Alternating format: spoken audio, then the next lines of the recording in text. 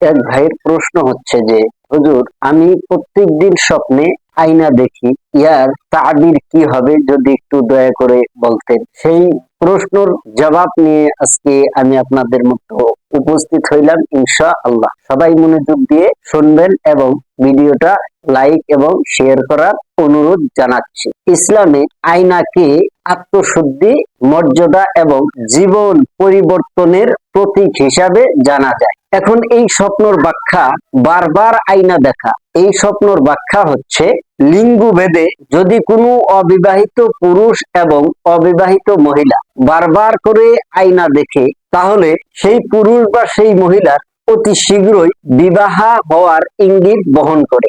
আর যদি কোনো বিবাহিত পুরুষে বারবার করে আয়নার স্বপ্নে দেখে, তাহলে তার স্ত্রী গর্ভধারণ করবে এবং পুত্র সন্তান জন্ম দেওয়ার ইঙ্গিত বহন করে। আর যদি কোনো বিবাহিতা মহিলা বারবার করে আয়না দেখে, তাহলে তার স্বামী তাকে অত্যন্ত ভালোবাসবে এবং কন্যা সন্তান জন্ম হওয়ার ইঙ্গিত বহন করে। দ্বিতীয় নাম্বার, আয়নায় নিজের প্রতিচ্ছবি দেখার ধরন।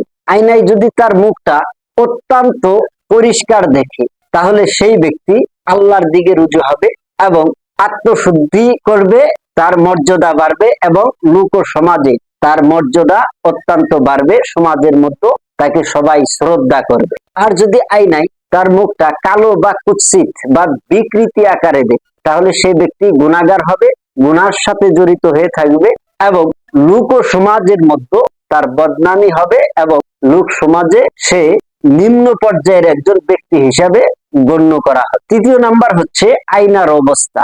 পরিষ্কার আয়না যদি দেখে, তাহলে দুশ্চিন্তা ও কষ্ট দূর হবে, তার মনের যে জায়েজ আশা আছে সেই আশাটা অতি শীঘ্রই আল্লাহ তাআলা পুরা করে দিবে। ময়লা বা ঝাপসা আয়না যদি দেখে, তাহলে দিনের ব্যাপারে উদাসীন হবে, মনের বিভ্রান্তি অথবা মানসিক চাপ বাড়বে এবং তার আর্থিক সংকটের ইঙ্গিত বহন করে। 4 নাম্বার হচ্ছে আধ্যাত্মিক দৃষ্টিকোণ থেকে ইসলামে মুমিনদের একে অপরের আয়না বলা হয়। তাই স্বপ্নে বারবার আয়না দেখা নিজের আমল বা আখলাক সংশোধনের একটি তাগিদ হতে পারে। তবে যদি কোনো ব্যক্তি স্বপ্নে বারবার আয়না দেখে ভয় পাইতে থাকে অথবা ঘুম থেকে জেগে উঠে এবং শরীর খারাপ লাগে, তবে তা জিন বা ভূতের খারাপ আচরণও হতে পারে।